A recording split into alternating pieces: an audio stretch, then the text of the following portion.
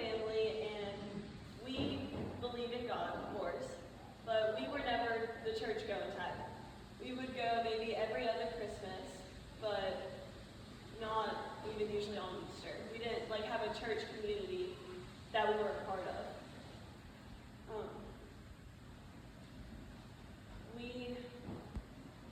When I was in 6th grade, my parents split up, and during that time was really hard for all of us as a family. But that time also led to my dad deciding that he wanted to find me and my brother and him a church. And we found one in our local community that we really enjoyed, and we became a part of that church. And then my dad, getting more involved in church stuff, he found 3030 online. And we went to our first 3030 camp, which was in Swainsboro. And that was a really great experience for both of us. We both became closer to each other, became closer to the Lord, and I killed a deer, which was pretty nice. We really loved that experience. I met lots of great people. And then we signed up for a few more trips, and I got picked to go on a trip in Perry.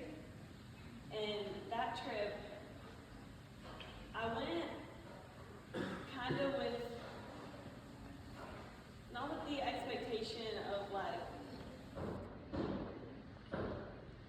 don't want to say expectation. I went and I know that I hadn't been saved. I didn't know Jesus, but I wanted to. But I didn't know how to do that. And one night we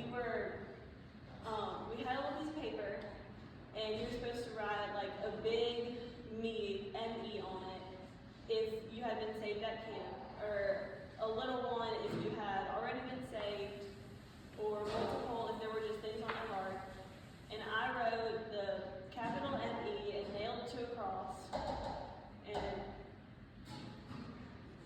And later that night, I think it was Mr. Chuck and Mr. Brad came up to me and my dad, and they were like, "Hey, it seems like you've been saved. There's probably some things on your chest that you need to get off."